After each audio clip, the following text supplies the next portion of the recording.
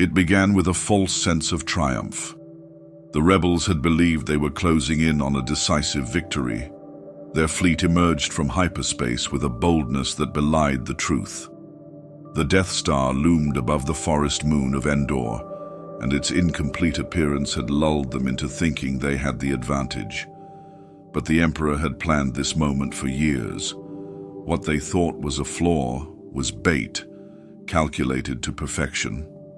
The station was fully armed, fully operational, and fully silent at first. No warning shots, no defensive flak. Then, without ceremony, it opened fire. One Mon Calamari cruiser evaporated instantly. The next followed seconds later, pierced through its core by a single beam. The rebels tried to scatter, but the targeting systems were locked in. The second Death Star didn't have the delays of its predecessor. The beam recharged in under a minute.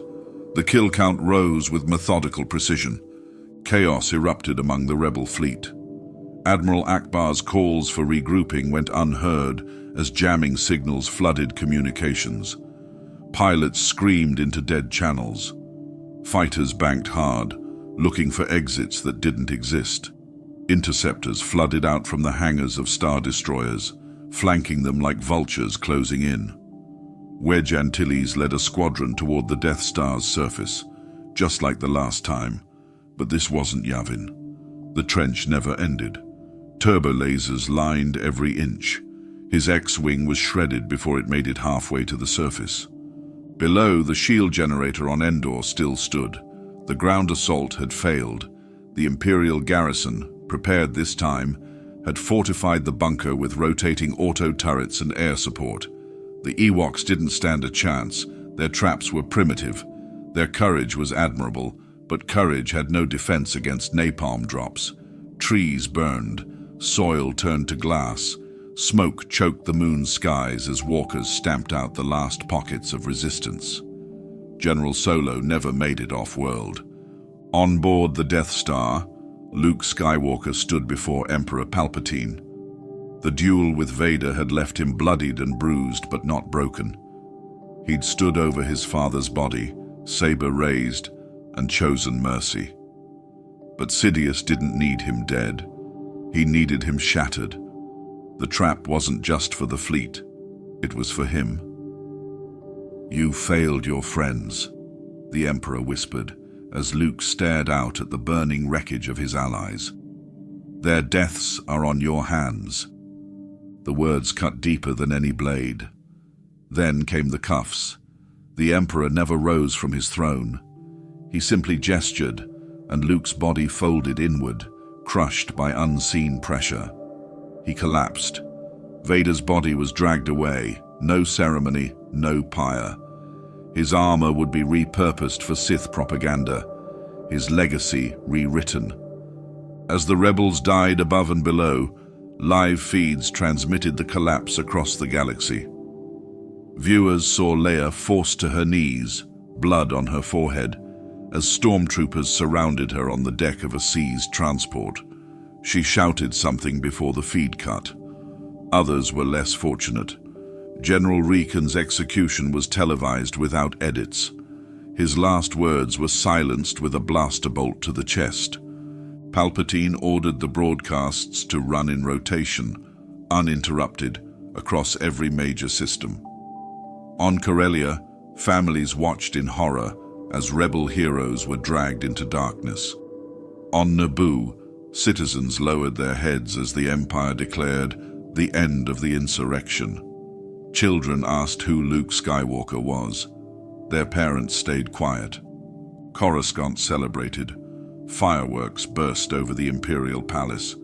Crowds cheered as the sovereign flag was raised above the skyline. In the upper levels, senators handpicked by the Emperor gave speeches lauding the defeat of the terrorist uprising. In the Undercity, dissenters disappeared overnight. An entire cell of rebel sympathizers was locked inside a collapsing building. No names were released. With the Death Star now mobile, Palpatine had no reason to remain in the shadows. He renamed it the Sovereign Star, a symbol of the Empire's absolute dominion. Systems that once resisted began offering tributes before even being asked. Neutral worlds declared loyalty in record time. Resistance became a death sentence. Silence became survival. Luke's imprisonment was never acknowledged publicly. The official story stated that he'd perished in the Battle of Endor. In truth, he was taken to the ancient world of Bis, one of the few remaining planets steeped in raw, unfiltered darkness. There, in chambers carved into volcanic stone, the Emperor began to unravel him. No droid interrogators, no shock collars, just whispers, lies layered into dreams, visions twisted by alchemical influence. Time passed differently on Bis. Minutes stretched. Years bled into hours. Luke stopped counting. Back on Endor, Imperial engineers leveled the ruins of the battle. Forests were cleared. The moon's orbit was fortified. The bunker was rebuilt into a military outpost. Nothing of the battle remained.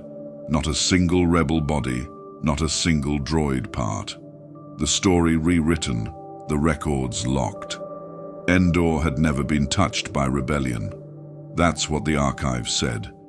The Alliance wasn't buried, it was suffocated, word by word, world by world, not with a final blow, but with an ongoing erasure. The lights of rebellion were snuffed out in silence, no final cry, no grand last stand. Just darkness spreading from system to system, unchallenged. And in that darkness, the galaxy blinked and forgot. Palpatine did not merely celebrate victory, he codified it. With the Rebel Alliance dismantled and no Jedi left to stand in opposition, the Emperor moved swiftly to reshape the galaxy, not just its politics, but its very concept of time and memory. The galactic calendar, long marked by the pivotal Battle of Yavin, was abolished. A BY and BBY were declared obsolete terms, relics of a seditious past. In their place, a new dating system was instituted, Year 1 of the Sovereign Era. All historical records were recalibrated accordingly, time itself bent to the will of the throne. Official decrees no longer passed through advisors or senatorial sessions. There were no votes, no chambers. The Emperor's voice, when heard, was the law. When not heard, his silence meant stability. No councils convened, no discussions followed. The entire Imperial legal system was condensed into a single principle: obedience to the sovereign will. It applied to all beings, regardless of status or species. Deviation wasn't debated, it was eliminated. The title of Emperor quietly faded. It was too weak, too mortal. In its place, Palpatine took on a new designation, the Immortal Sovereign. Every child was taught the name from their first year in re-education hubs. Older citizens were re-taught through compulsory indoctrination broadcasts. Propaganda units patrolled cities, issuing knowledge correction mandates. The Immortal Sovereign was not a ruler in the traditional sense. He was described as the source of order, the anchor of reality. Statues were commissioned across the core worlds, monolithic structures, void of expression, with obsidian eyes that seemed to follow those who walked past. Holograms of Sidious flickered in every household. Some were static, some animated, depending on a citizen's compliance rating. Entire networks were dedicated to Imperial news service, where scripted celebrations of Imperial virtue aired around the cycle. Even leisure channels were monitored. Every comedy show, musical performance, or historical drama included mandatory reverence segments, where cast members paused to offer thanks to the Immortal Sovereign. Those who skipped them found their homes flagged for monitoring. Dissent didn't require action. Suspicion alone was enough. Religion, which had once been fractured across hundreds of planetary belief systems, was unified under the new doctrine of galactic harmony. It preached devotion to the Immortal Sovereign as a stabilizing force across time and space. Jedi were not simply rebranded as traitors, they were labeled heretics. Shrines once dedicated to ancient Force traditions were demolished. In their place, new sanctuaries were built, windowless, circular chambers where daily recitations echoed through cold stone halls. Worship replaced loyalty, not by choice, but by saturation. In the Outer Rim, these sanctuaries doubled as recruitment centers for Force-sensitive children. Control was not confined to the physical. The Empire embedded surveillance directly into the language. Words like liberty, hope, and resistance were flagged in spoken communication. Droids equipped with linguistic pattern recognition were installed in city squares and transport hubs. Conversations that drifted too close to forbidden topics triggered silent alerts. A week later, one person wouldn't show up to work. No charges, no trial, just a reassigned apartment, a falsified work record, and a replacement. In the education system, children were raised without context. Galactic history began with the rise of the Sovereign era. The Republic was labeled a failed experiment, its chaos blamed for centuries of war. The Clone Wars were recast as a heroic campaign led by the Sovereign to purge corruption. Anakin Skywalker was never mentioned. Darth Vader was the Empire's founding general, unchallenged, unwavering, and victorious. Luke Skywalker was portrayed briefly as a misguided cultist who perished in a failed bombing attempt above Endor. Leia Organa was never born. Every child was required to pass biannual devotion assessments. These weren't tests of knowledge, they were emotional scans. Candidates were presented with images and audio of the immortal sovereign and monitored for physiological responses. Warmth, admiration, awe, acceptable. Discomfort, neutrality, anxiety, grounds for corrective programming. Entire schools were built underground, dedicated to the recalibration of children who scored below the approved reverence threshold. On Coruscant, the Imperial Palace expanded its perimeter. Entire districts were cleared to make way for the Ministry of Continuity, an agency devoted to the active rewriting of history. Archive teams combed through records, slicing and redacting every mention of dissent. Languages associated with former resistance worlds were banned in public. Names like Mon Mothma, Bail Organa, and Luthen Rael were excised from every digital trace. Even the concept of rebellion was rendered abstract, discussed only as a contagious madness cured by sovereign intervention. In the midst of this, no one stood to challenge the throne. Fleet commanders saluted to empty air. Governors spoke only in quotes approved by central databanks. When the immortal sovereign addressed the galaxy through high-frequency psychic broadcast, a dark side ritual known only to his inner circle, billions dropped to their knees, not because they understood, but because something in their minds collapsed. The dark tendrils of Palpatine's will didn't simply shape policy, they carved themselves into the subconscious of an entire species. Even in the unknown regions, far from the heart of Imperial rule, vessels bore his insignia. Mining colonies, pirate outposts, even neutral trade worlds, all declared fealty to a throne they had never seen, to a ruler they would never meet. The idea of the sovereign was heavier than his presence, and that was the point. Order, as defined by Palpatine, did not mean peace. It meant permanence. The galaxy didn't resist, because resistance had been surgically removed from its vocabulary. Next came the rebuilding of Force doctrine, not through the Jedi, through their inversion. Luke Skywalker was not killed. Death would have been a kindness. The Emperor had no use for martyrs. He needed a symbol, something twisted, something that could speak with the voice of the light while enforcing the will of the dark. A Skywalker stripped of rebellion, bound to his throne, and paraded through the stars. Not as hope reborn, but as its funeral. He was transported to Biss under heavy guard, not for fear that he would escape, but because Sidious wanted to isolate him completely from the known galaxy. No starlight, no contact, no memory of warmth or freedom. The world was chosen for its unnatural darkness. The planet fed on despair, warped the Force into a thick, oppressive fog. It was here that Palpatine began his work. Luke wasn't broken in one day. That wasn't the plan.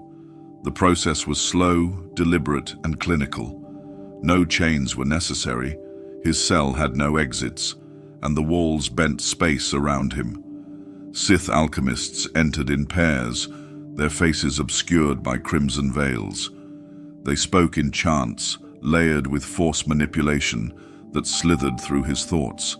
Nights blurred into days, days stretched into years. Time, as it was understood, meant nothing on Biss. The gravity itself pulsed with Sidious will. Memories were the first to fade, not all at once. At first, just voices, then images. He forgot the sound of Leia's laughter. He forgot Yoda's teachings. Eventually, he forgot the color of his father's eyes. The Force, which once answered his call in warmth and clarity, began to feel like a cold, unknowable presence. Palpatine didn't strip him of his power. He inverted it. Luke remained strong in the Force, but where once there was harmony, there was now fracture. Every time he reached for calm, he was met with anguish. Every attempt to resist was punished not with pain, but with illusion. The Force itself lied to him. The final break came with the crystal. A lightsaber was placed before him, dull and dead. Sidious gave the command. Luke was told to bleed the kyber, infuse it with his rage, his fear, his grief. He refused. Then he was forced to relive the deaths of his friends in endless replay, shown altered recordings where his inaction had doomed billions. Every failure, every doubt, amplified. At last, when he could no longer tell if any of it was real, the crystal responded. It turned red, deep, blood red, and screamed as it did. That sound never left him. They gave him armor next. Black, polished, imposing. Less bulky than Vader's, but no less cold. It was ceremonial and functional, designed not just to protect, but to intimidate. His new name was etched in Sith glyphs across the breastplate. Darth Solace. Not a name he chose, a mockery, the final cruelty. He would bring peace through submission, silence through dominance. Luke Skywalker was no more. His first mission was swift and unannounced. A rumored Jedi enclave in the Mid-Rim had resurfaced. Old survivors, hiding since the Purge. Darth Solace arrived alone. No battalion, no escort, just the hum of his crimson blade and the crackle of Force lightning at his fingertips. It took less than an hour. No survivors. Their lightsabers were collected, crushed, and melted into a single monument, a hollow spire erected in the center of the settlement. The spire emitted a faint wail whenever the wind passed through it. Locals called it the tomb voice. No one spoke of the Jedi again. From that point on, his missions became legend, not through official reports, but through terrified whispers. Darth Solace arrived without warning. He levitated above the ground. He never spoke. He moved as if guided by inevitability. Resistance meant vaporization. Surrender meant vanishing. Survivors described the way he would stop and stare at children but say nothing. A man with a familiar face and no soul. The Emperor never let him rest. Solace became the enforcer of forgotten laws. Entire star systems felt the heat of his retribution. Ancient temples believed to hold Jedi relics were flattened. Cultures that preserved the memory of the Force were sterilized, their histories rewritten. Inquisitors followed him like shadows, eager to learn, fearful to speak. He wasn't their leader, he was their warning. Meanwhile, holodramas and state broadcasts told a different story. Luke Skywalker, the terrorist, had perished during the failed insurrection at Endor. Darth Solace was presented as the supreme guardian of order, forged in the crucible of chaos. His face was seen everywhere, but never as a man, always as a mask, always with the red blade, cutting through the sins of the past.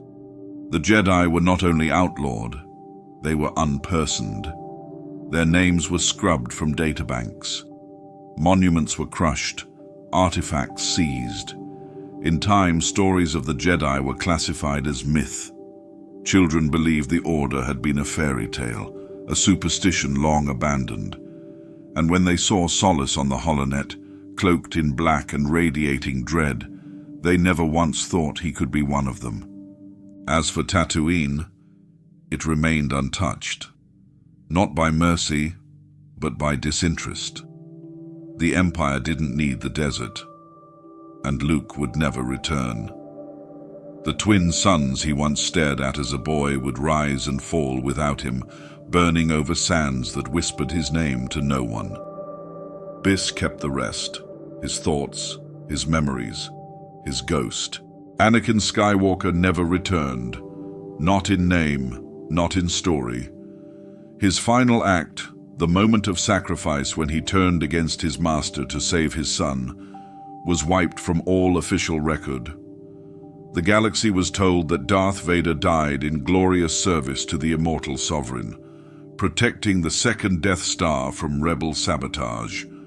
There was no mention of Luke, no betrayal, no redemption, only loyalty, absolute, unshakable, eternal. In the decades that followed, monuments of Vader were erected across Imperial systems.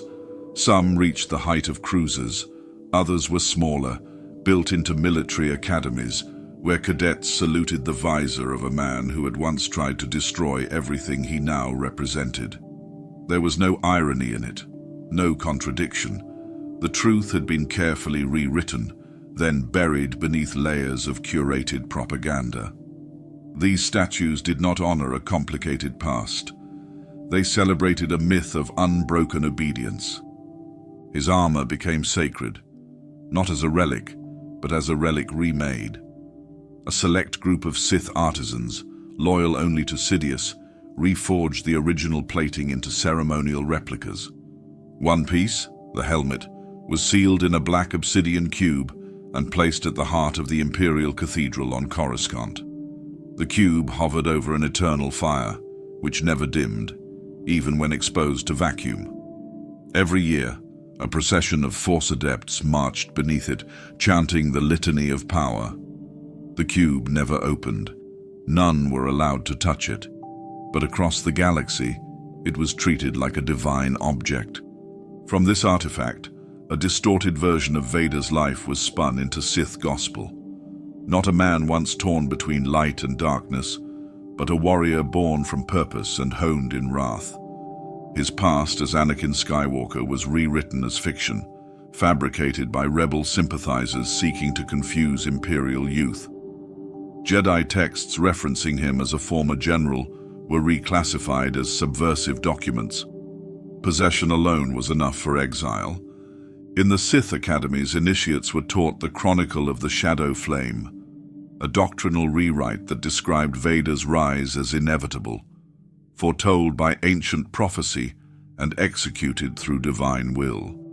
The fall of the Jedi, the extermination of the Separatists, the destruction of traitorous clones, all attributed to his visionary loyalty.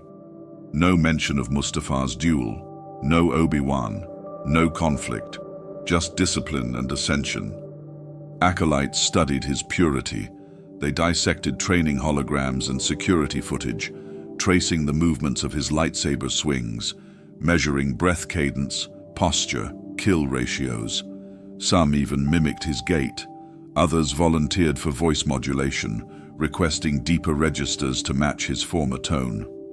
One sect, calling themselves the Order of Black Silence, practiced week-long meditations while masked, breathing only through specially manufactured filters.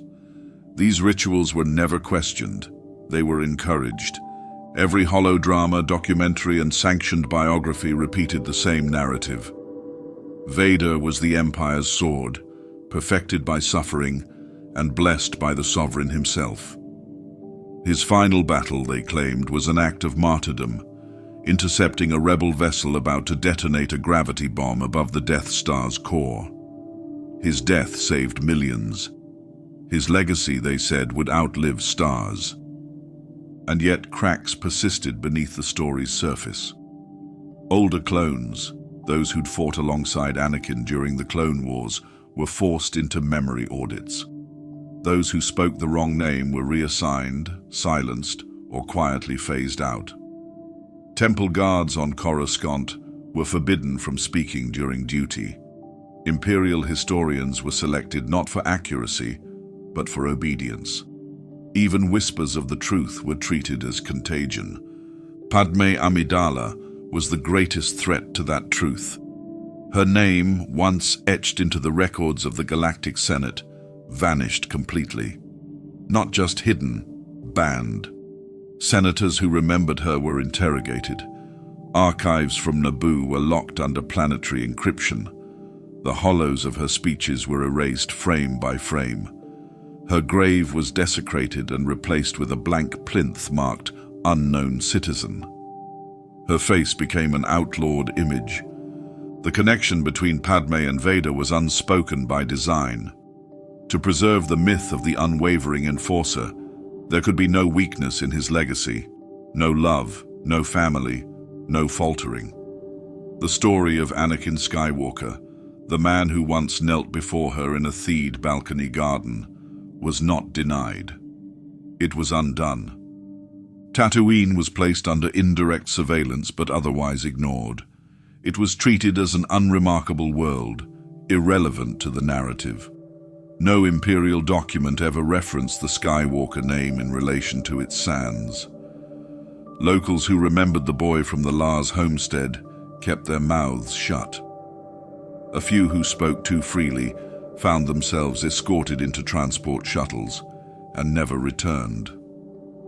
Vader's descendants, if acknowledged at all, were spoken of only in hushed tones among the upper echelons of the Sith priesthood. Genetic speculation was forbidden, though a select few inquisitors privately maintained genetic archives, hoping to one day track unawakened heirs. These efforts were unofficial, dangerous, but curiosity in the dark often survives bureaucracy. In the end, the Empire succeeded in one thing: it silenced the truth, not through simple denial, but through meticulous replacement. Vader was no longer a man. He was a monument, a sermon, a doctrine etched into the bones of 1,000 systems. And above it all, the immortal sovereign watched, satisfied. Leia Organa didn't fall at Endor. She vanished. As the Death Star completed its massacre above, a stolen Corellian cruiser broke through a blind spot in the fleet's encirclement, its hyperdrive rigged to override course restrictions. It was a patchwork of chaos, stolen codes, rerouted signals, a captain barely conscious from shrapnel wounds. But it worked. Just once. And once was enough. There were fewer than 30 survivors on board. Most were engineers, comms officers, and gunners. No high command, no Jedi, no full squadrons. Just remnants, ghosts of a movement that no longer existed. Leia didn't speak for hours. Her white tunic was stained red at the hem, and she clutched a blaster like it was the last memory of someone else's hand. She refused a med scan. She barely moved. But something was changing in her, quietly, like a storm tightening its spiral. The Force had always been near her, brushed past her in quiet moments, but now it surged, not like a gift, like a warning. She began to feel things before they happened, Here thoughts not her own. She knew when they were being scanned. She knew the moment a sector checkpoint ahead had detected them, even before the alarms blared. The crew started following her instincts without question. No one asked how she knew. No one dared. With every jump through unstable hyperspace lanes, she felt the net drawing tighter. The Empire hadn't forgotten her. Sidious had dispatched Inquisitors with a single directive: bring her back alive. For what purpose, no one could say. They chased her across dust worlds and mining rings, through abandoned separatist foundries and ancient ruins. Sometimes she escaped by inches. Sometimes the crew wasn't so lucky. The cruiser lost people. Entire compartments were sealed off mid-flight to contain fires, radiation leaks, or boarding parties. By the 6th month, only 9 were left, then 5. Leia didn't mourn publicly. She carried names in silence, buried them in small ceremonies behind closed blast doors. On one occasion, she floated the body of a pilot into the void and recited Alderaanian poetry under her breath, though no one else remembered the verses. She never stopped planning, never stopped moving. But her eyes became harder with every jump. The turning point came on Hoth. Not the rebel base. It had been obliterated in an early retaliatory strike. But further north, beyond the ice plains, deep beneath a frozen shelf, there was a thermal vent. Leia knew it existed before she ever saw a map. The ship landed on near-zero power. Atmospheric stabilizers were bypassed. Every sensor deactivated. They became invisible. The crew was gone by then. She was alone, except for the life growing inside her. She gave birth in silence. No midwife, no droids, just melting snow for water, and the hollow echo of her own voice when the cave shook from her scream. 2 children, twins. One cried immediately. The other was silent until Leia held him against her chest. Their names were never spoken aloud. No records, no data entries. Just heat pressed against frozen skin and the quiet, uncertain rhythm of new breath. Leia stayed there for years, raised them among frost-worn cliffs and scavenged Imperial debris. She trained herself using fragments of Jedi holobooks she'd salvaged from a ruined frigate, their instructions half-corrupted. Her powers grew wild but focused. At times, she could lift entire slabs of ice from a collapsed tunnel. Other times she stood paralyzed, hearing voices through the force that didn't belong to her children. The Inquisitors never stopped searching, but Hoth's storms were unforgiving, and most sensors shorted out within hours. One patrol landed once. She saw them from the ridge. She did not run. She waited.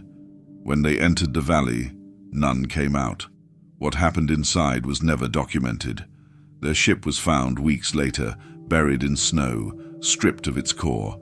No bodies, no lightsaber scars, just one scorch mark across the entrance, a burn that didn't match any known weapon.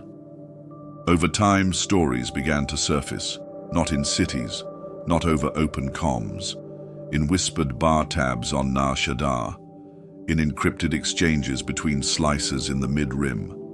A woman with royal eyes and warrior's hands. A child with hair like shadow who could crush metal without touching it. A sister who walked barefoot across frost without leaving footprints. None of it confirmed. But the tales spread. The Empire dismissed it as superstition. Rebel holdouts clung to the myth, passing it on like contraband. They called her the Hollow Flame. Others said she was already dead, and the sightings were echoes from the Force. Those closest to the truth stayed silent. Too many were still hunted. Leia Organa never resurfaced. Not officially. No recordings. No sightings on secure channels. But her name became something else. Less a person, more a possibility. For the galaxy that forgot what freedom felt like, that was enough. Somewhere beyond Imperial charts, she watched her children grow. After the fall of the rebellion, The mask came off. What had been carefully maintained under the guise of order was now made official policy. Slavery, once practiced discreetly or outsourced through corporate proxies, became the foundation of Imperial infrastructure. No longer limited to backwater planets or lawless sectors, it was sanctioned, regulated, and enforced on a galactic level. The language was sanitized in government archives, labor realignment, biological output optimization, but every citizen knew what it meant. If you weren't born into privilege, you worked until your body failed. Each system was audited by the Ministry of Social Integrity. Species were scored on a scale from 1 to 7, based on loyalty potential, physiological resilience, and cultural volatility. Humans ranked highest by default, though not all were spared. Twi'leks, Mon Calamari, Rhodians and Ithorians fell in the middle range, useful but watched. Wookiees, Togrutas and Tals ranked lowest. Their strength was viewed as threat, not asset, so they were heavily restrained, worked under constant surveillance, and routinely punished regardless of infraction. Kashyyyk was cordoned off entirely. Declared an industrial reserve, the entire planet was turned into a supply chain for the Empire's construction projects. Wookiees were shackled in droves, marched into deforested craters, and forced to transport materials by hand, durasteel, hyperdrive cores, and even kyber fragments. Their natural resistance to physical fatigue made them ideal laborers. Their loyalty to one another made them dangerous. So they were separated. Family units were forbidden. Any attempt at communication not in basic was met with stun batons or worse. The Empire's obsession with efficiency extended beyond biology. Droids were reprogrammed en masse. Behavioral inhibitors were no longer just standard, they were permanent. Units that once displayed hints of personality were recalled and stripped of memory cores. Sentient interaction between droids and organics became a monitored offense. Any protocol droid that offered unsolicited opinion was immediately decommissioned. R2 series astromechs, known for independence and improvisation, were banned entirely outside military use. A generation of mechanical minds was silenced, not with violence, but with code. Education was no longer a universal right. It became a privilege, and that privilege was reserved exclusively for the human elite. Core worlds such as Chandrila and Corellia hosted private Imperial academies where curriculum focused on history as dictated by the sovereign. Critical thinking was discouraged. Students were taught how to follow, not question. Outer Rim territories received only the basics, just enough to ensure laborers could read schedules and operate machinery. Access to advanced study required bloodline verification and a loyalty certification. Libraries were filtered. Access terminals in lower districts carried no historical archives, no galactic cartography, and no political theory. Fiction was monitored for subversive sentiment. Art programs were abolished in favor of loyalty training. Music was reduced to state-approved anthems. Cultural identity, particularly among non-human populations, was systematically diluted. Languages were erased from formal instruction. Dialects were mocked in holodramas, and anyone caught speaking them in public faced disciplinary sentencing.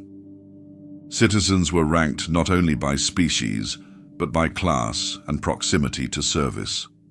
Those closest to the Empire, administrators, officers, technicians, were given clean housing, guaranteed rations, and a 7-hour work shift. The next tier lived in dormitory blocks, fed nutrient paste, and rotated through 12-hour labor cycles. The final tier, the unranked, had no homes, no records, and no rest. They lived where they worked. They died where they slept. And the only replacement for their absence was another name added to a digital registry, flagged for pickup. Starships became symbols of unreachable freedom. Entire populations lived on planets without access to spaceports. Permits for off-world travel were restricted to military, commerce, or diplomatic operations. Private ships were outlawed. Even if someone could scrape together enough credits, there was nowhere to buy, nowhere to fly, and nowhere safe to land. The stars faded from public life, not because they were gone, but because they were no longer relevant. A child born on a factory world would die under the same sky, never knowing what lay beyond it. Throughout all this, resistance became near impossible. Surveillance towers were standard in every urban zone. Each block had at least one informant. Loyalty programs rewarded betrayal. Families were split and incentivized to report one another for resource bonuses. Communication between worlds was throttled.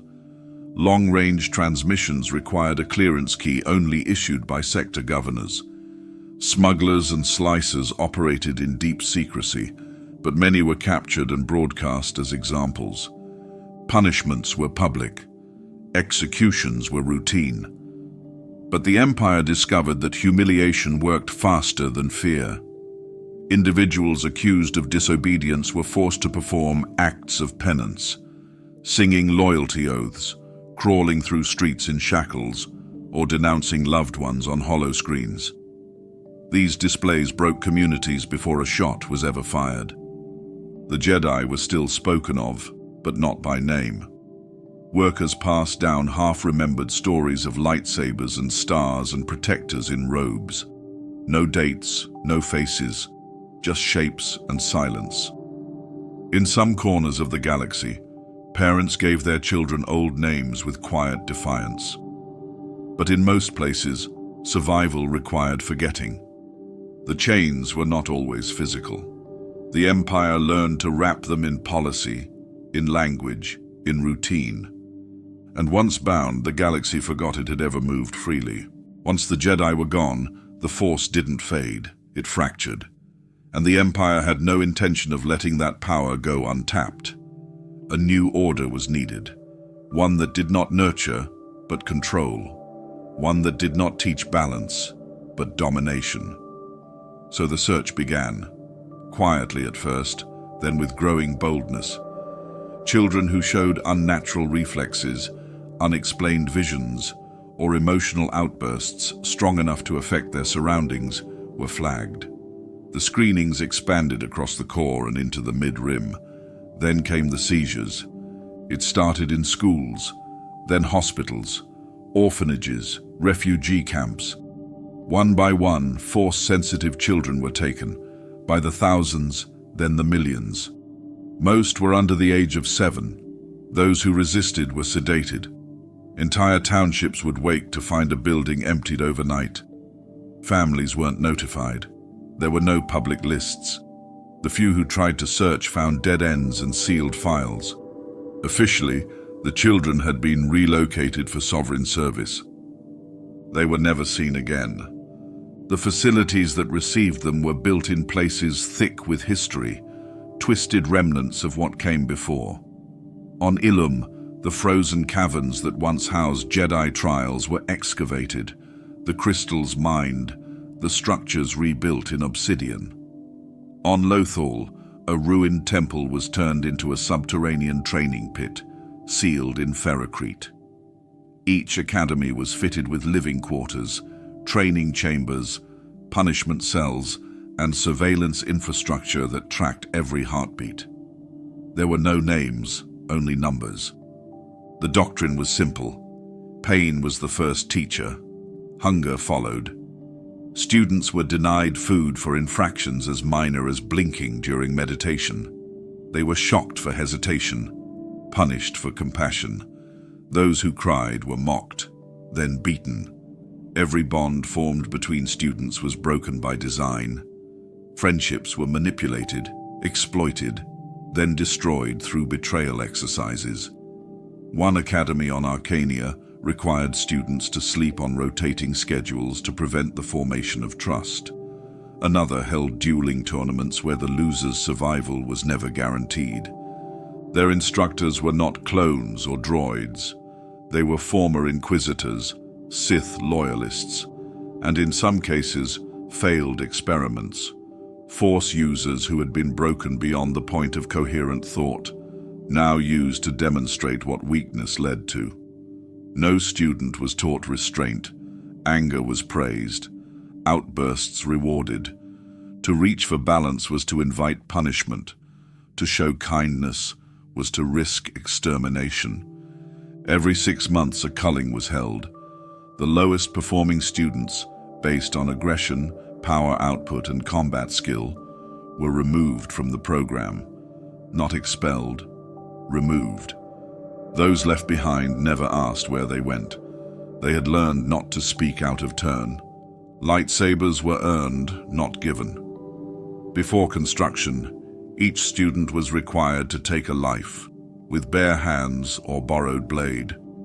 The crystal was assigned by the Academy's overseer, often harvested from scavenged Jedi remnants and forced to bleed through ritual. Some students failed the bleeding process. Their crystals shattered in the forge, their minds unraveling shortly after. Those students never received replacements.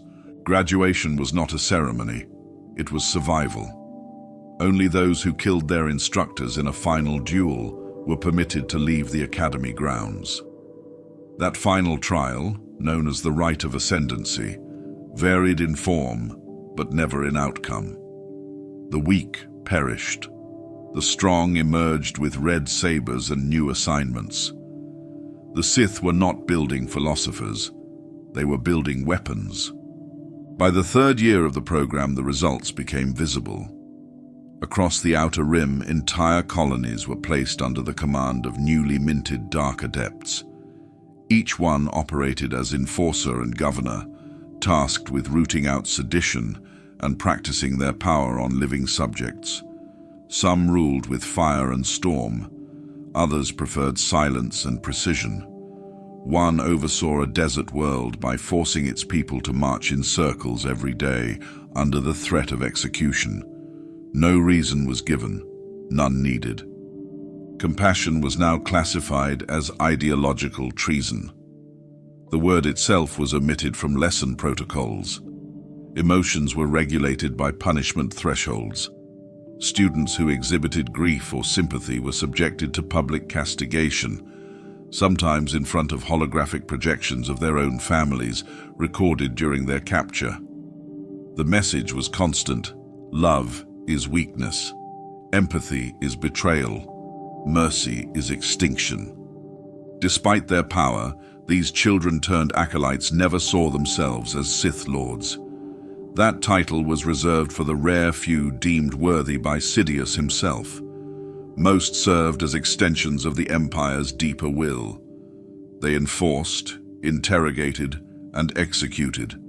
They filled the gap left by the Jedi not as protectors, but predators.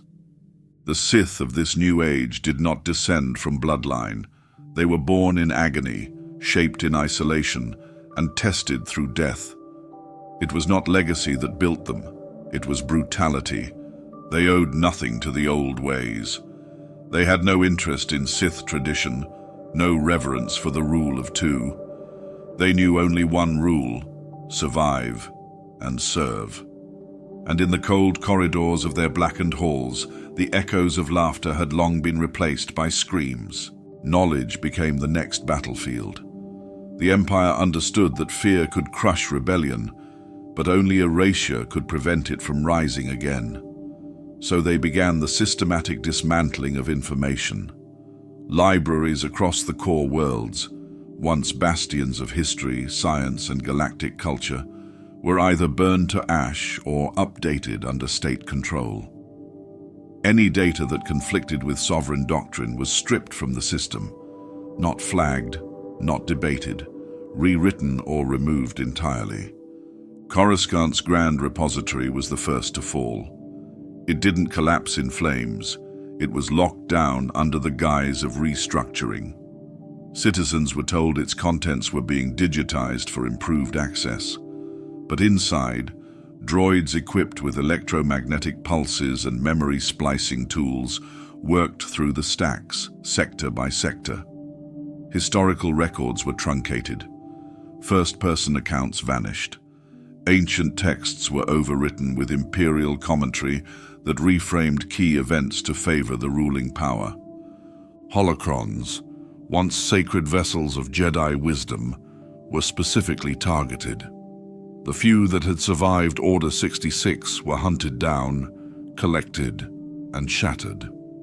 Their cores, packed with compressed force imprints and encrypted insight, were extracted and uploaded into the central data stream of the Ministry of Continuity.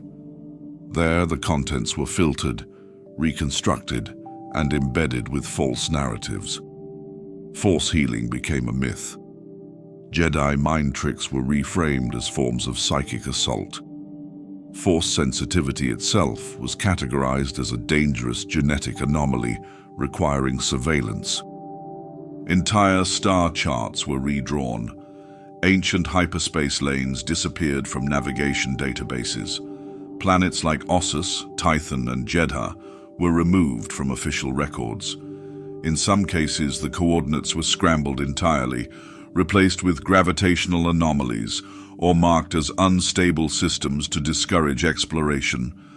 Pilots who attempted travel to these zones found their permits revoked, their ships impounded, and their navigation logs purged, if they returned at all. Jedi history, once preserved through generations, was now rebranded under a new term: Force terrorism.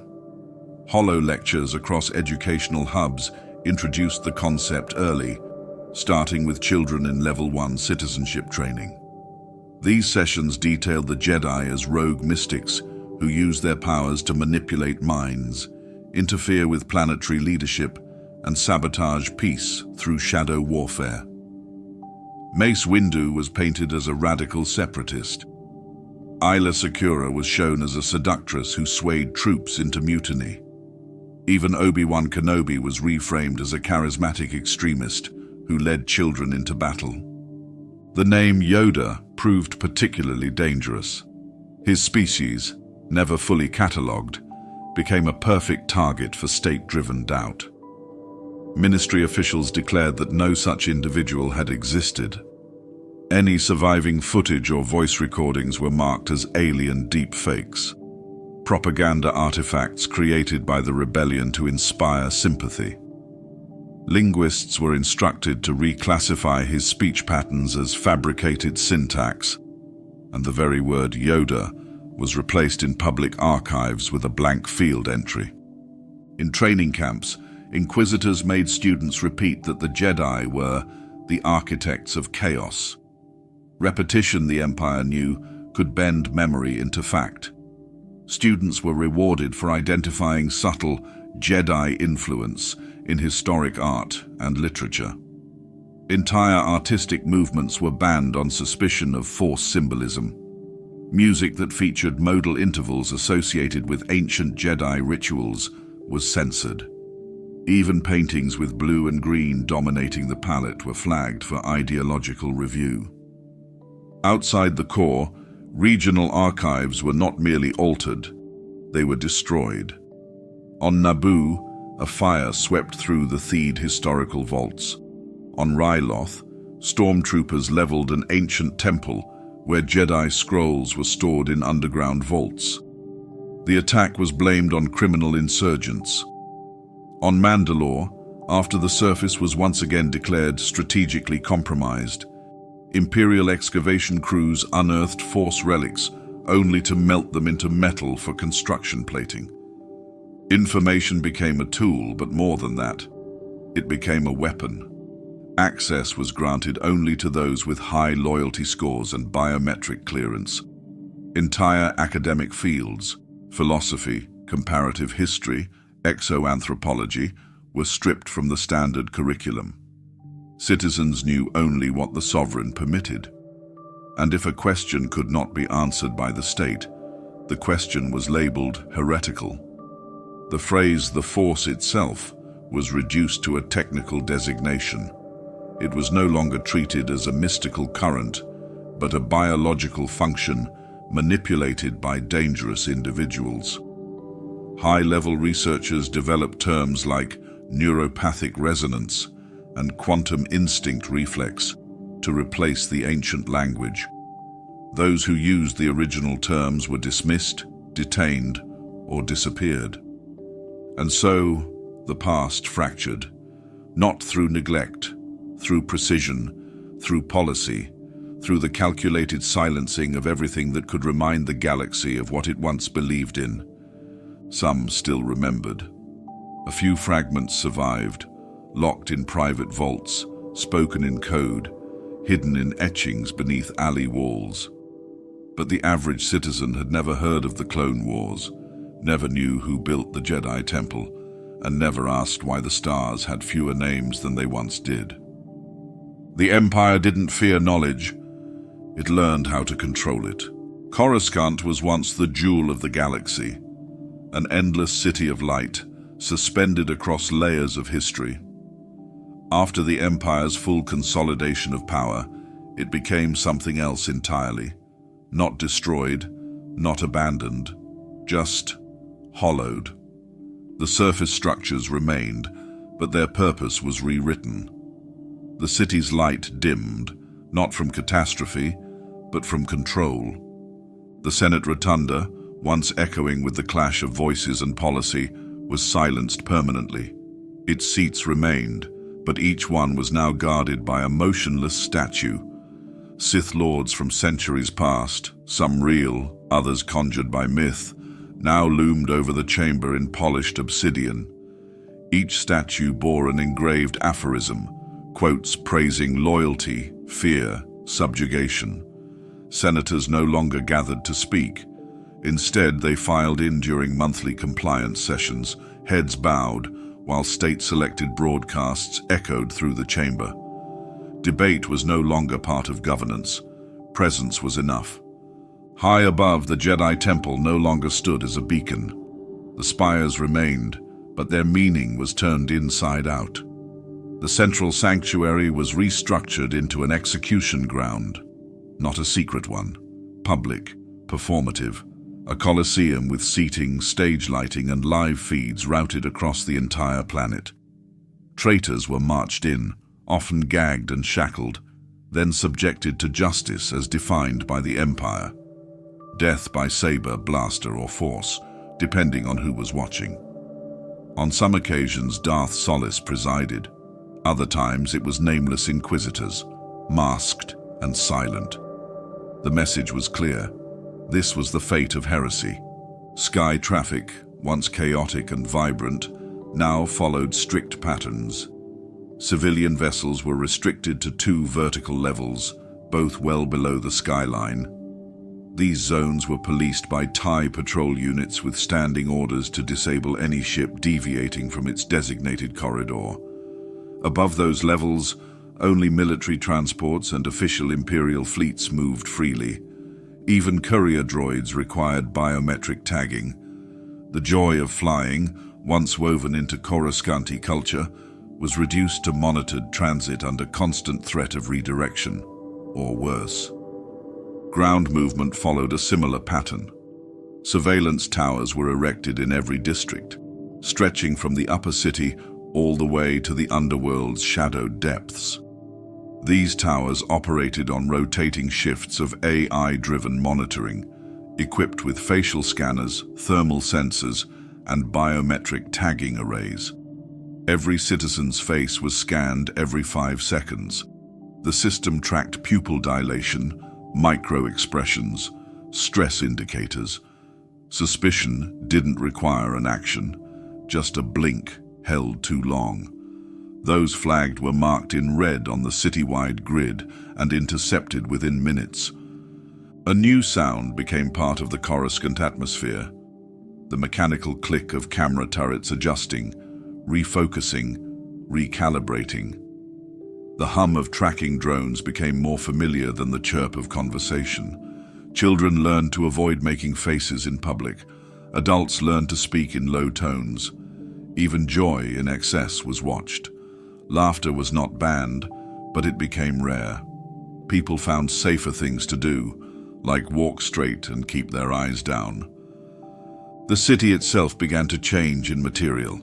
New construction projects replaced public gardens, recreational plazas, and monuments with black durasteel structures. The color scheme was uniform: grey, dark grey, or black. Reflections vanished. Windows were tinted to prevent unapproved light displays. Entire buildings that once hosted theaters or cultural centers were repurposed into administration towers for compliance review. Others were simply demolished. No announcements, no memorials. The planet's natural night-day cycle was masked by artificial gloom. The skies above the city's top layer were shielded with orbital panels that redirected sunlight according to a state-approved schedule. It was always either overcast or artificially dimmed. Even when the sun technically rose, the lower levels remained dark. Only select areas were granted enhanced illumination, usually near government buildings or military hubs. The rest of the city lived in a kind of extended twilight. Public holidays were replaced with loyalty observances. Citizens lined up not to celebrate, but to demonstrate. They recited chants, held banners, and watched as convoys passed overhead in symbolic formation. Mandatory attendance was enforced through ID chip scans. Those absent without permission were noted, tracked, and summoned. Eventually, people stopped resisting and began planning for it like a second job. Beneath it all, whispers still existed. In the underlevels, where the light never reached, old symbols were carved into rusted panels. Jedi sigils scratched into the backs of transport crates. Rebel phrases, half erased, still faintly legible on elevator walls. Children asked questions their parents didn't answer. Old slicers, long retired, exchanged data fragments that weren't supposed to exist. But above them, the weight of the Empire was unshakable. Coruscant no longer felt alive. It functioned, yes. It moved. It breathed in the way machines breathe. Regulated, predictable, unfeeling. The pulse of the galaxy's capital had not stopped, but it had changed rhythm. Slower, heavier. And somewhere in its endless sprawl, the stars that once shimmered above were now a rumor, flickering behind layers of darkness no one remembered how to break. When the war ended and the Jedi were gone, the clones who had helped execute Order 66 were left scattered, aging, and increasingly irrelevant. For the Empire, they were both asset and liability, living weapons with fading purpose and too many memories. So a solution was introduced: reclamation through reintegration. It started quietly. A few battalions were reassigned to outer colonies. Others were sent to veteran sanctuaries constructed by Imperial Health Command. On the surface, it looked like retirement. But there were no parades, no honors, just silence and sedatives. Each clone was subjected to a neurological reset protocol, marketed as cognitive realignment therapy. In truth, it was a mind wipe. Memories of Jedi commanders, battlefield loyalty, and independent thought were stripped. What remained was a shell of function. These clones were reassigned to menial roles: loading docks, orbital relays, waste disposal facilities. Their former designations were erased and replaced with serial tags that did not correspond to any known military classification. They worked, slept, and faded. Some noticed: former officers, medics, a few civilians. But any record linking a clone to his original identity was sealed. Attempts to reconnect with old brothers were met with reassignment or disappearance. Clones who retained fragments of their past, those who remembered names like Rex, Cody, or Fives, were quietly removed from circulation, one by one. But the Empire wasn't done with the cloning program, not by any stretch. A new generation was designed, this time without the flaw of memory. These weren't based solely on Jango Fett. Genetic donors were diversified to optimize physical and cognitive traits. And loyalty wasn't programmed as behavior. It was hard-coded into their biology. Emotional dampeners, rage triggers, and reward response loops were embedded from gestation. These clones didn't question orders because they couldn't imagine doing so. They didn't form bonds. They didn't hesitate. They didn't age at the same accelerated rate. There were plans for long-term deployment. Cloning had evolved into something far more sinister.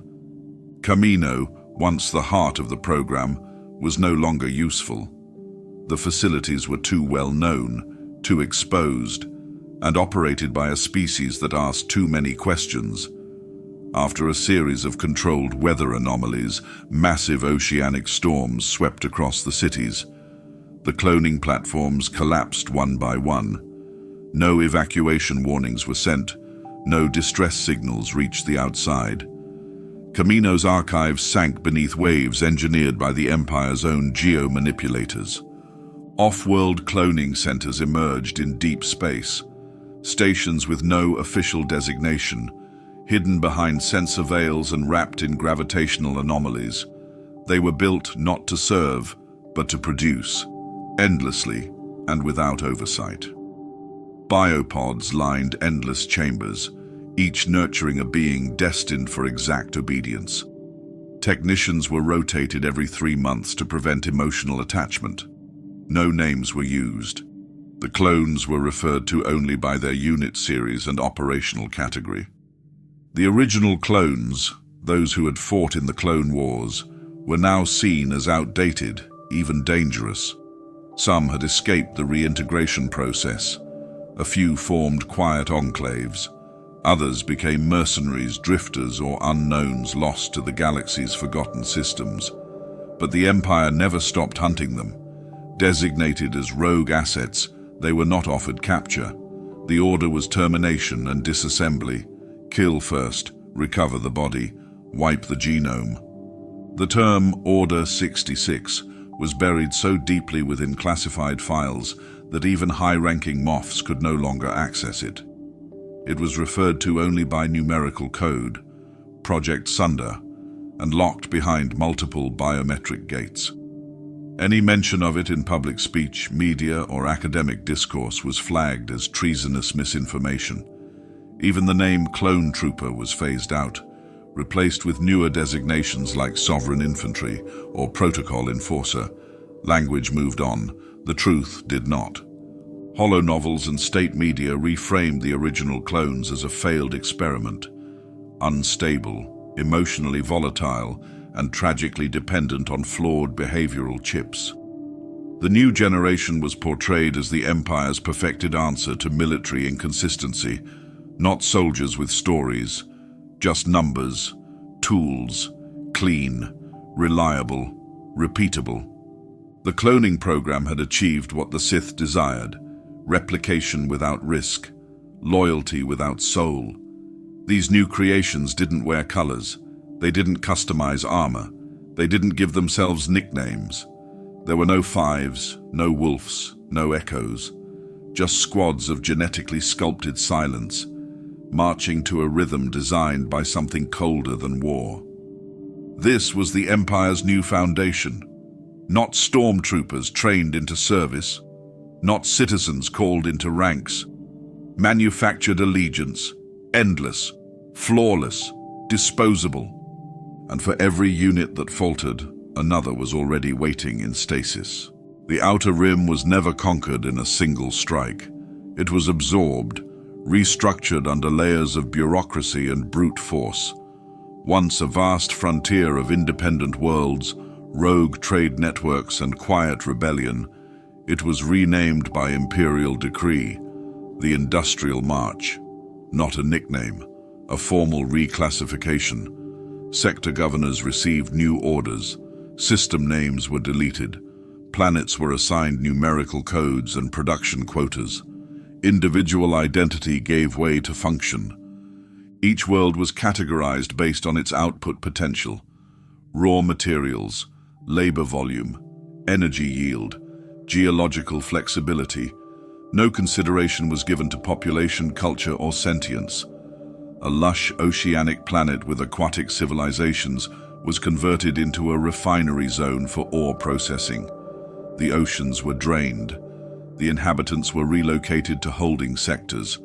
There was no appeal process. Once designated, a planet's fate was locked. Languages native to the Outer Rim were outlawed in public and private use. Twi'leki, Huteze, Shiriwuk, and dozens more were deemed incompatible with Imperial cohesion. Basic became the sole legal language for instruction, communication, and documentation. Schools were mandated to erase all previous dialects from their curriculum. Cultural festivals were replaced with labor holidays. Translation droids were reprogrammed to ignore non-basic commands. Terraforming projects began on a massive scale. Resource-rich planets were altered without hesitation. Volcanoes were induced to release rare minerals. Deserts were converted into chemical scrub zones. Jungles were replaced with synthetic agriculture optimized for military ration production. In some cases, entire ecosystems were sterilized to make way for industrial platforms. Native life forms, intelligent or not, were labeled as non-essential and removed. The Empire didn't announce these changes. There were no speeches, no grand banners declaring control. Instead, it began with shipments, endless cargo freighters, terraforming drones, atmospheric disruptors. Outposts became fortresses. Fortresses became cities of smoke and steel. Resistance began to stir in pockets, but before they could form networks, they were crushed. The Imperial Security Bureau expanded its reach into the Outer Rim under a new directive: preemptive containment. Slicers intercepted private transmissions. Movement across planets was restricted. Family units suspected of housing former rebels were relocated without notice. Anyone asking too many questions disappeared into the cold cells of mobile interrogation barges. The few who escaped described something worse than torture: forgetting who they were. Even the stars seemed to fade. Pollution from massive factory complexes dimmed planetary skies. Orbiting debris from dismantled moons disrupted navigation. Once busy space lanes fell silent. The Outer Rim, once full of smugglers, wanderers, and travelers, became a corridor of silence, patrolled by cruisers, shielded by bureaucracy, hidden beneath layers of Imperial renaming. Cartographers no longer labeled systems by heritage or discovery. Everything had a designation now. Sector T-45, Extraction Zone 7, Thermal Grid Core 2. It didn't matter what the planet had been, only what it produced now. That was the rule of the Industrial March. And in the stillness of its controlled silence, the last sparks of independence flickered and vanished. Alderaan didn't fade quietly. It was obliterated, shattered into a field of drifting stone and frozen screams. But for the Empire, its death was never just a moment. It became ritual. Every year, on the galactic calendar, the destruction of Alderaan was replayed across holoscreens and public squares, not as mourning, as warning. The broadcast always began the same way: a fabricated communication intercept from a supposed insurgent cell. In it, masked figures plotted an attack on the Death Star using an experimental core destabilizer, an invention that never existed. The footage cut to a reenactment showing the Empire's response, edited for drama and compliance with sovereign doctrine. The Death Star fires. The planet disappears in a flash of light. Then the announcer delivers the same line each year: treason ends in silence. The people of the core cheered. The mid-rim watched in uneasy quiet. But in the Outer Rim, where many remembered Alderaan not as a threat but as a center of peace and diplomacy, viewing was mandatory. Troopers enforced attendance in public squares. Students were required to recite approved lines afterward. Any visible grief or hesitation was reported. Survivors, few as they were, became targets. Those off-world at the time, ambassadors, students, medics, were rounded up and relocated to floating penal stations in deep space. These installations weren't designed for punishment. They were built for disappearance. No names, no visitor logs. Their existence denied by official channels. One station, known only as K-Lum Prime, rotated silently in the shadow of a dead star, holding hundreds of Alderaanians whose only crime was survival. Entire family lines were ended administratively, birth certificates invalidated, wills overwritten, personal databanks scrubbed. Descendants were reassigned to labor sectors under assumed origin codes. If asked, they were born on Corellia or Naboo or anywhere else. They were discouraged from asking questions. They were never told where their parents had truly come from. Children of Alderaanian lineage were enrolled in historical adjustment programs. These educational clinics implanted altered memory sequences, synthetic recollections of growing up on approved worlds, participating in approved customs. For many, the deception worked. A few retained flashes, dreams of gardens, songs with no known origin, the echo of a name that felt like home. Most learned quickly not to speak of them. Leia Organa's name became a target of deletion. She was labeled the chief architect of the Alderaanian terror plot, accused of plotting to assassinate Imperial leaders during peace negotiations. Her image was scrubbed from all diplomatic footage. Her senatorial records were burned. The role she played in the rebellion was reframed into that of a rogue aristocrat who abandoned her people for personal power. Speaking her name publicly was grounds for re-education. Writing it resulted in detainment. In many systems, it became a banned term in search engines and communication filters. The beauty Alderaan once embodied, its snow-covered peaks, transparent crystal lakes, its ornate towers blending art and function, was reduced to a set of weaponized images. Before and after comparisons were used in loyalty seminars. This was the price of weakness, students were told. This was the result of peace without vigilance. The Empire didn't bury Alderaan's memory. It bent it. No efforts were made to preserve the site. The asteroid field that remained was deemed a restricted zone, cordoned off by military beacons. The excuse was navigational hazard. In truth, it kept mourners and truth-seekers away. Still, a few made the pilgrimage. Pilots in old transports, smugglers with stories, force sensitives drawn by echoes in the debris. Most didn't return. A few passed along hushed rumors of silent orbits, strange force echoes, or drifting fragments of homes frozen in time. Propaganda holodramas featured fictional versions of Alderaan's final days. In one, Leia was portrayed as an unstable zealot who threatened to detonate her own planet to spark galactic revolt. In another, Bail Organa was shown smuggling weapons through diplomatic channels, hiding bombs inside Senate vessels. None of these depictions resembled the truth. That was the point. Truth no longer mattered. Only memory did, and memory could be shaped. The few remnants of Alderaanian culture that survived, its architecture, its music, its poetry, were labeled unauthorized nostalgia and banned from transmission. Instruments native to Alderaan were confiscated in port searches.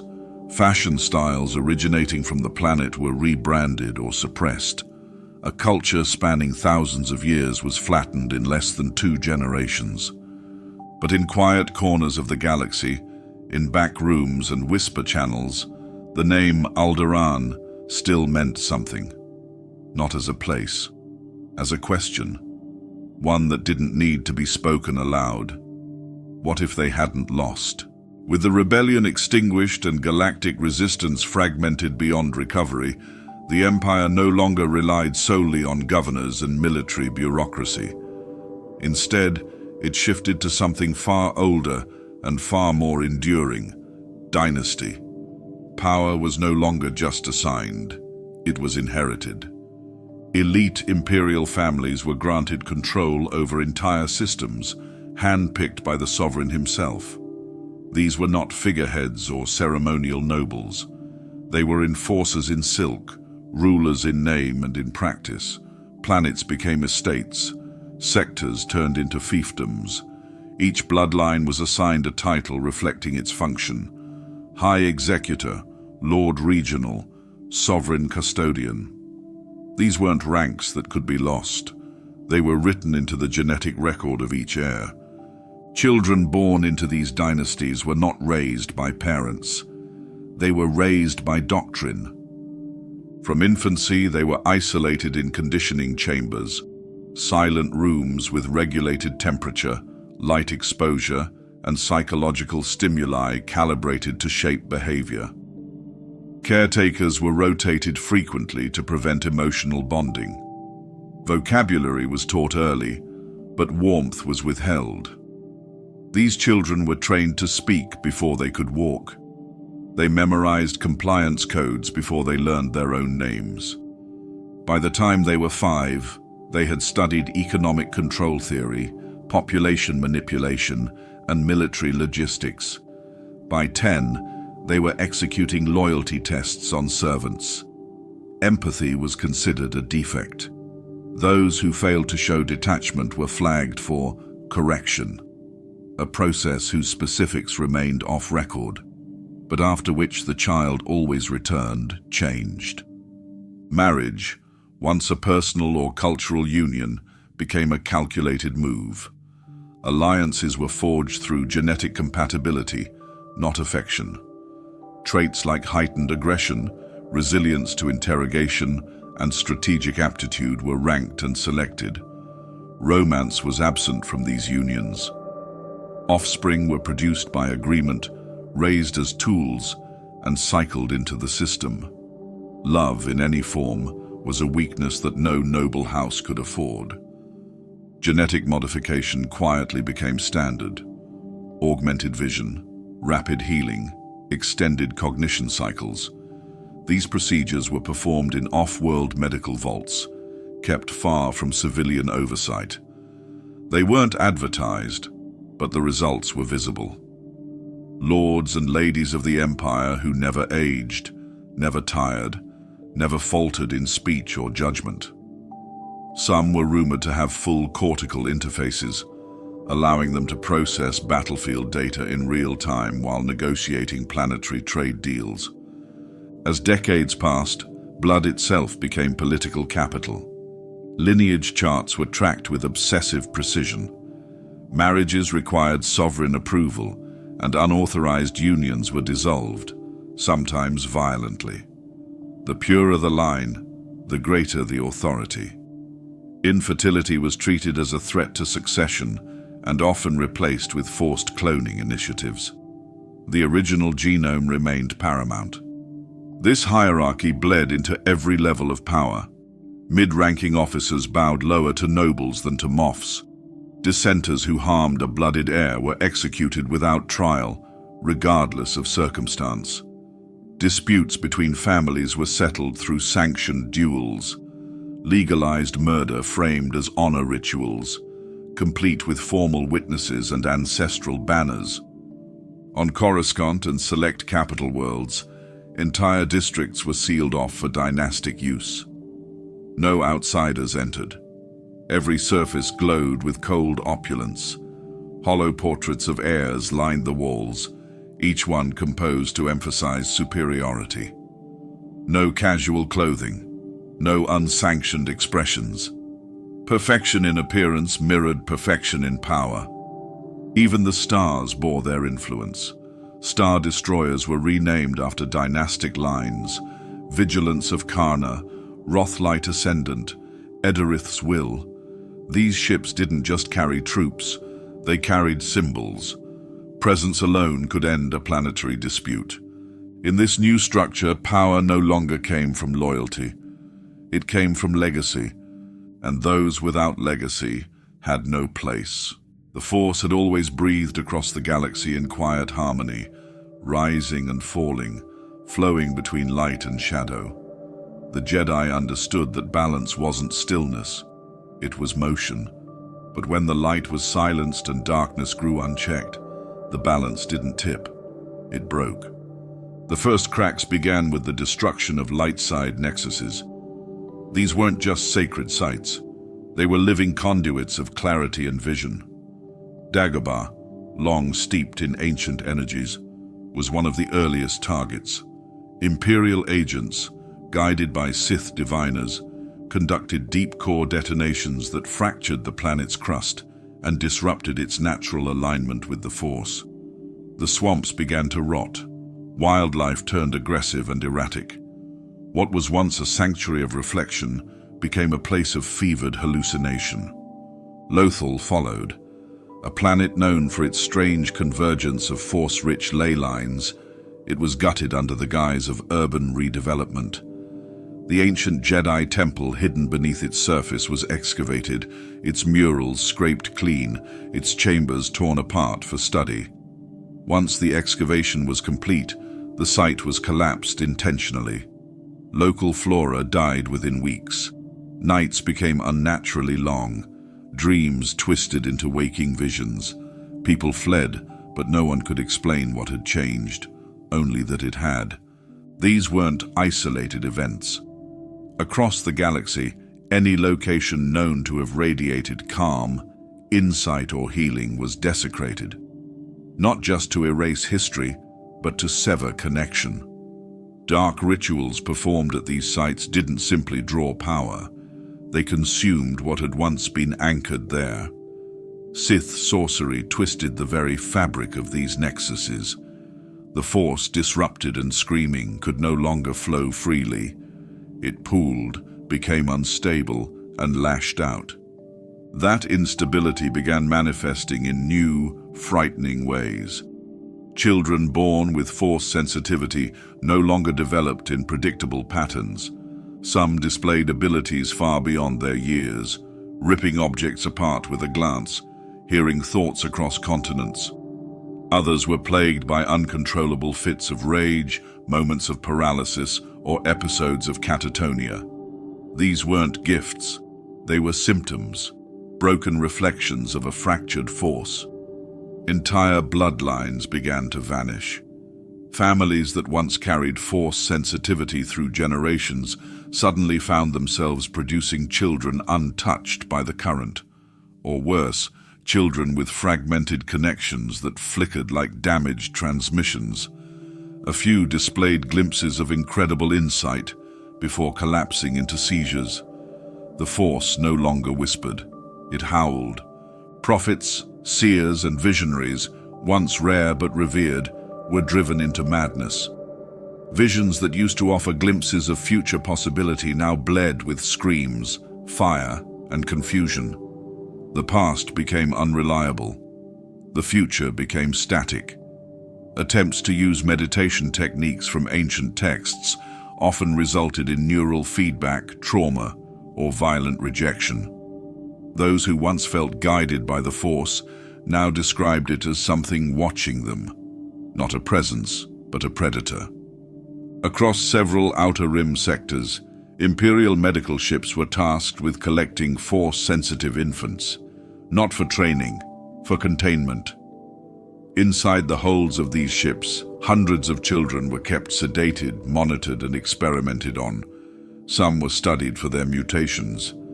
Others simply vanished. The Empire offered no public explanation. To most citizens, these children never existed. Not even the Sith were immune. Acolytes trained in the new academies sometimes developed unpredictable anomalies, temporary blindness, violent dissociative episodes, or inexplicable bursts of uncontrolled power that left their instructors dead and the surrounding rooms scorched. A few were transferred to secretive research stations and replaced without comment. These failures were not acknowledged in official records. Jedi artifacts recovered from the ruins began to deteriorate faster than they should. Lightsabers refused to activate.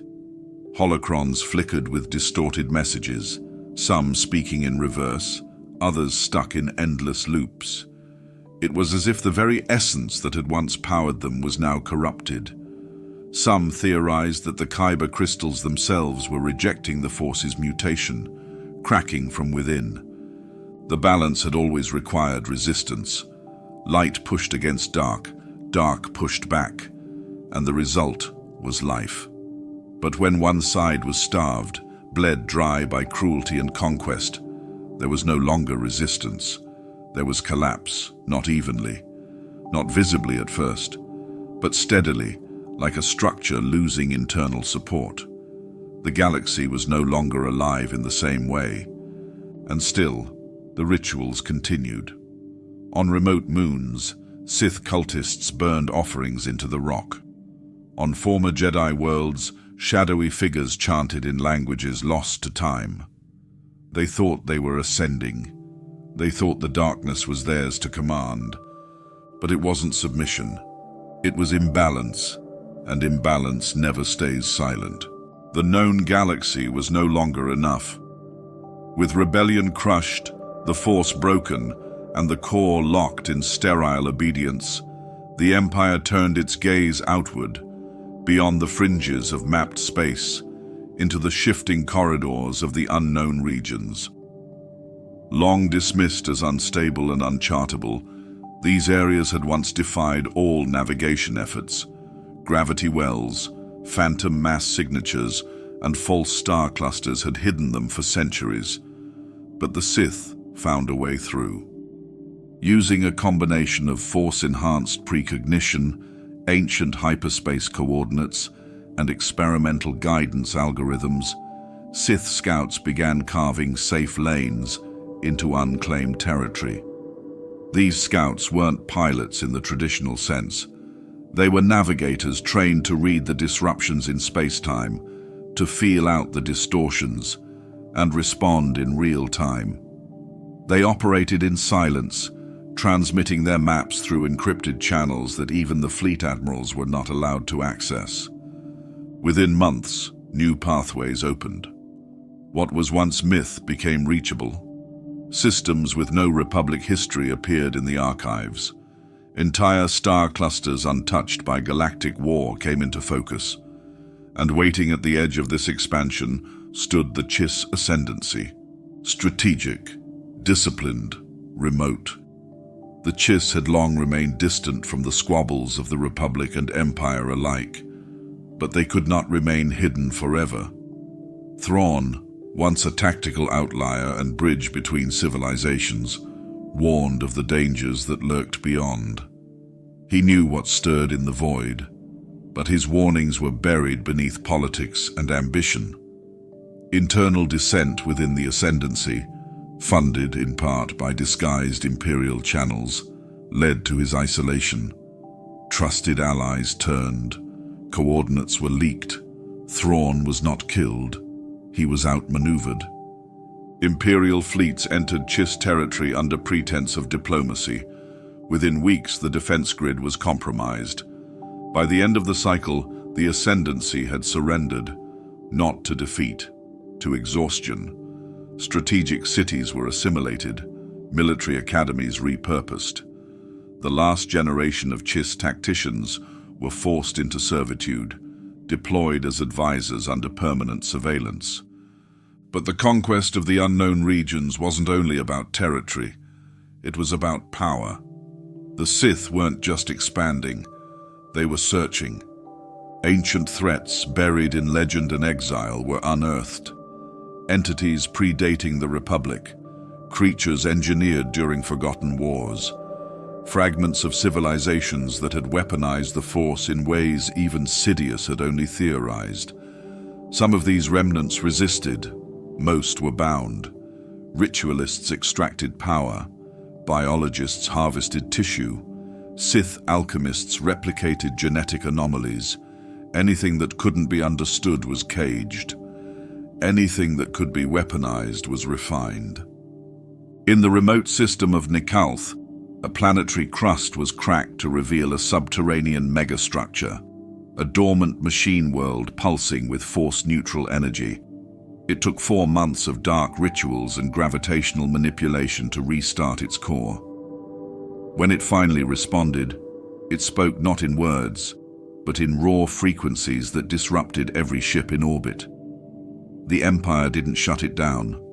They relocated their main research station there. Elsewhere, monsters reawakened.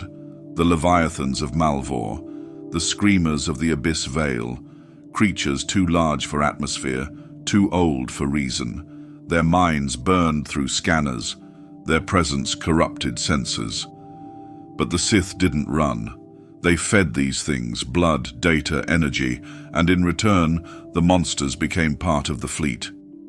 The boundary between myth and matter dissolved.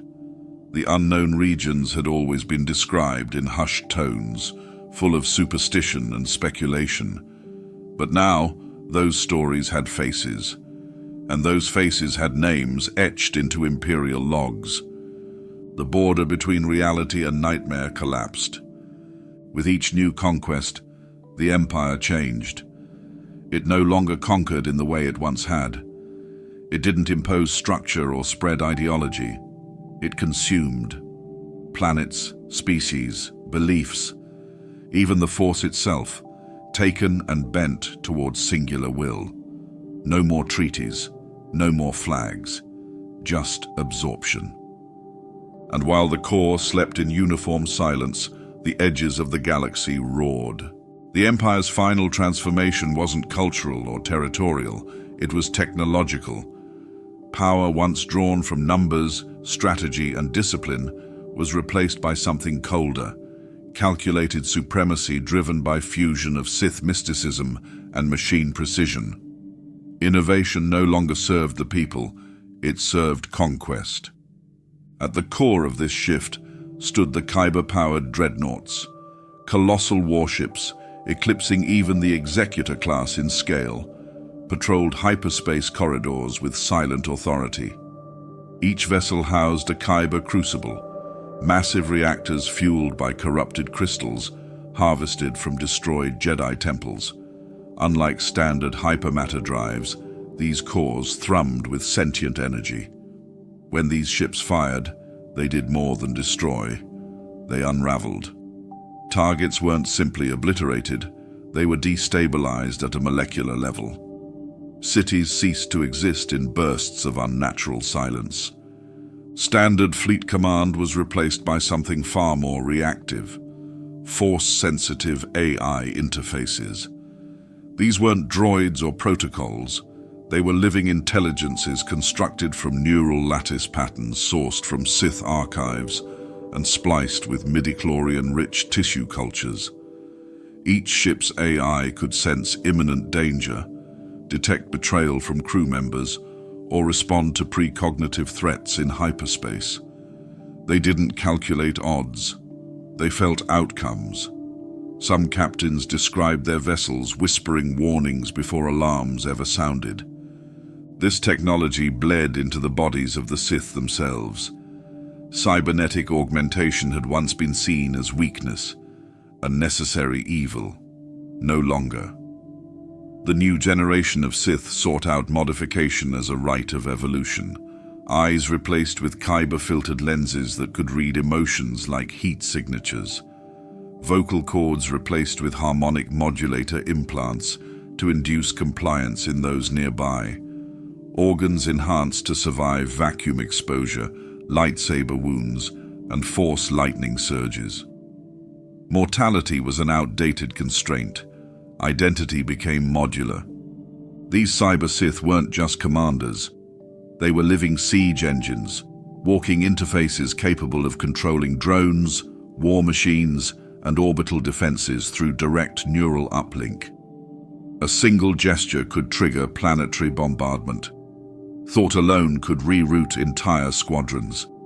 They became the Empire's gods in flesh and circuit.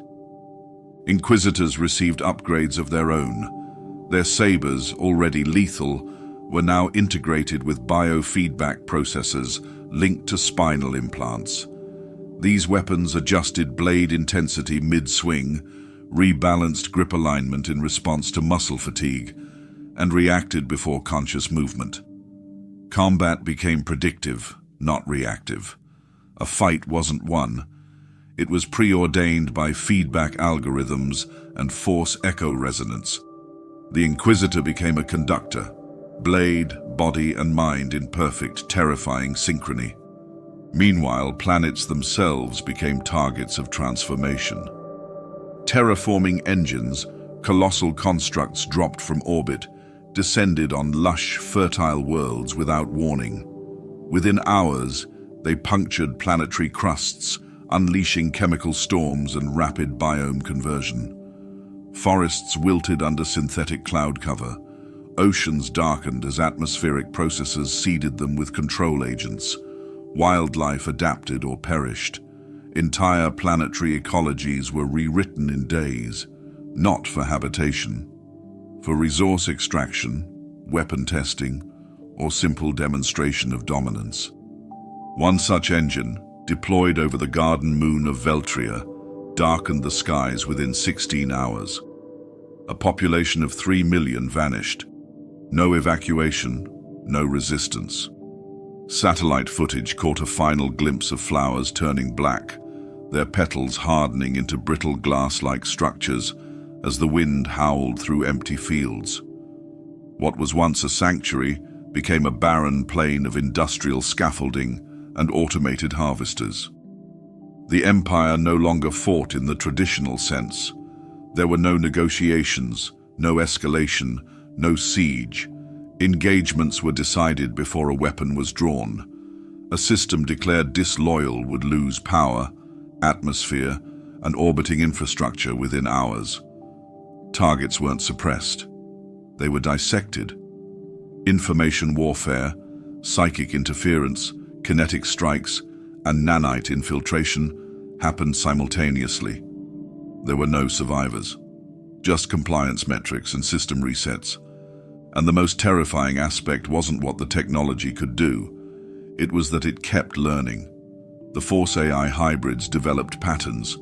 They studied rebellion not as threat, but as a data stream. Every insurrection became a lesson. Every resistance cell became a test case. By the third year of full deployment, uprisings dropped to zero. Not because hope died, because strategy became impossible. The Sith didn't just create weapons. They created inevitability. The Force was never just energy. It was connection. Across the galaxy, it moved like a current between life forms, ideas, and instincts. When that current was broken, the effect wasn't just spiritual. It was neurological, biological. The suppression of the light, once thought to only affect Jedi and sensitives, began to fracture minds at scale. The first symptoms were dismissed: isolated breakdowns, brief episodes of hallucination. But patterns emerged quickly and spread faster than the Empire could contain. In the labor blocks of Nar Hexa, thousands of enslaved workers began reporting identical dreams, visions of endless voids, voices whispering from cold, directionless space.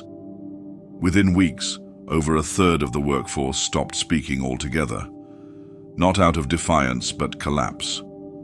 They wandered aimlessly between shifts. Some refused food. Others stood motionless in the rain for hours, muttering fragments of forgotten languages. Supervisors who tried to intervene described an overwhelming sense of nausea. Several took their own lives without explanation. Similar incidents spread through the Mid-Rim: mining colonies, prison barges, indoctrination academies. Groups of unrelated citizens began experiencing collective psychotic breaks. They described the same symbols, the same fevered songs. Entire workforces succumbed to panic over non-existent threats, clawing at their own faces, screaming about eyes behind the stars. One station broadcast a distress signal in reverse, repeating the phrase, "The light is screaming," for 6 hours until the signal was cut. The system was quarantined, no follow-up was issued. Children born during this era showed disturbing deviations. Some were mute, not due to injury or trauma, but total neurological absence of speech development. Others displayed hyper-aggressive behavior within days of birth. Infants with abnormal adrenal responses, spiked cortisol levels, and eyes that remained fixed on corners of the room long before developing motor control. Force-sensitive offspring, particularly in outer rim sectors, were increasingly classified as volatile, capable of spontaneous discharges of energy even while unconscious. The Empire didn't train them, they sedated them. By the time the first entire colony disappeared, the pattern could no longer be denied. Dorathan's Hollow was a farming settlement with a population of 37,000. One day, communication ceased. Probes sent to investigate found the buildings intact. Lights still flickered. Meals were still warm. But no bodies were found, no blood, no distress calls. Just rows of empty homes and a central square filled with hundreds of ceremonial robes folded in perfect spirals. No signs of violence, no survivors. The system was removed from trade routes. The incident was labeled atmospheric instability. Internal files called it derangement-triggered collective migration. A second colony vanished 3 months later. This time, the inhabitants left messages, carved into walls, scrawled on ceilings, etched into glass with fingernails. The most common phrase, "We are unanchored." Another message, repeated across 7 different structures, was far more cryptic. "The Force weeps, and no one listens." Imperial medics created a new category for the phenomenon, Force derangement syndrome. It was described clinically as a form of mass neurosomatic trauma induced by long-term exposure to force field disruption. The files were heavily redacted. Most doctors weren't allowed to use the term publicly. Those who did found themselves reassigned or detained. In the citadel of Sector 9, a classified report detailed that 1 in 5 Imperial enforcers stationed in heavily suppressed regions had experienced some form of sensory distortion, auditory hallucinations, paranoia, disassociation. Many attributed it to burnout, but others knew better. The deeper the Empire pushed its suppression, through Sith rituals, kyber manipulation, planetary desecration, the more minds began to fracture. None of this was ever acknowledged from the top. The Sovereign remained publicly silent. Not one address, not one statement. While the galaxy trembled under the weight of its own unraveling, Palpatine sat upon his throne, eyes closed, mouth still. Whispers in his court claimed he was feeding on the chaos, that the madness was a consequence of his growing connection to the raw, imbalanced force. Others believed the silence meant something worse, that even he no longer controlled what had been set loose. Whatever the truth, it was clear the galaxy was no longer simply ruled. It was unraveling. The mind, once the final refuge of the oppressed, had become just another battlefield. For decades, resistance had meant death. Hope, if it existed at all, lived in sealed vaults, encrypted fragments, and the minds of the forgotten.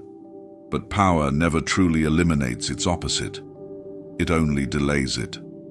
Beneath the smothering weight of the Sith's total control, a murmur began to form, faint and scattered, yet undeniably real. It started with a rumor. A child, born on a prison moon in the Polemian Drift, reportedly resisted a full Sith mental probe without shielding or sedation. The Inquisitor in charge, well documented for an unbroken record of psychic extractions, collapsed after contact. No footage was released. The station went dark. 2 weeks later, every official aboard was reassigned or declared deceased. The child's name was deleted. But in worker camps across the Outer Rim, Whispers spread of a girl with golden eyes who stared into darkness and watched it blink. In a system once dismissed as defunct, an ancient hyperspace signature pulsed into existence. It flickered for only seconds before vanishing, but its pattern aligned with Jedi-era transport routes last recorded during the High Republic. The coordinates hovered near Dantooine, a world long stripped and scorched by Empire-led excavation. Nothing was supposed to remain. Yet scavengers reported strange light patterns above the ruins. One scout described an invisible shape, felt, not seen, drifting above the planet like a memory trying to reassemble itself. The word Leia returned, though not through speech. In the droid assembly yards of Sarnax 5, labor bots began emitting a low-frequency hum while charging. At first, it was dismissed as a software glitch. But the sound formed repeating patterns, 5 distinct notes that matched an old Alderaanian lullaby. When translated through melodic code filters, the final bars revealed a message embedded in song: Leia lives in the silence of fire. No droid in the system had access to pre-Imperial databases. Technicians were replaced. The singing resumed 3 days later. Elsewhere, on a derelict transport adrift near the ghost fields of Maigito, scavengers discovered a fractured holocron, its outer casing scorched, its matrix core barely functional. After days of cautious repair, it powered on for 13 seconds. What it revealed was not a map, not a prophecy, but a single recorded lesson. The voice was unmistakable: Obi-Wan Kenobi. His face flickered, incomplete, but the words were clear. A Jedi does not vanish. A Jedi becomes what is needed. Then the light cut out, and the holocron crumbled. The Empire never acknowledged the event, but across 7 monitored sectors, the words began to spread.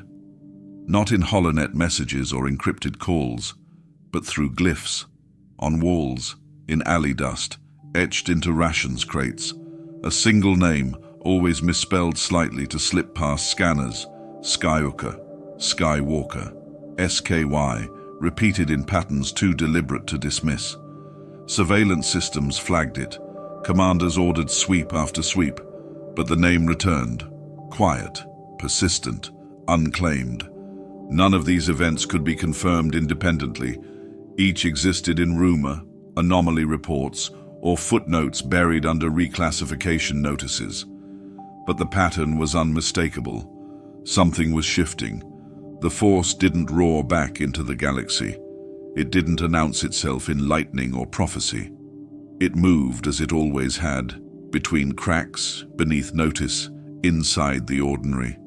The Sith had consumed the light, but they had never understood its nature. It didn't demand attention. It didn't seek dominion. It adapted. And as the Empire marched on, its fleets patrolling the lifeless stars, its governors enforcing silence, a faint current moved against it. Not organized, not led, just felt. Hope didn't return as a banner. It returned as a whisper, and it was starting to spread. Control was never enough for Sidious. Not when systems knelt, not when the Jedi vanished, not even when time itself bent to his will.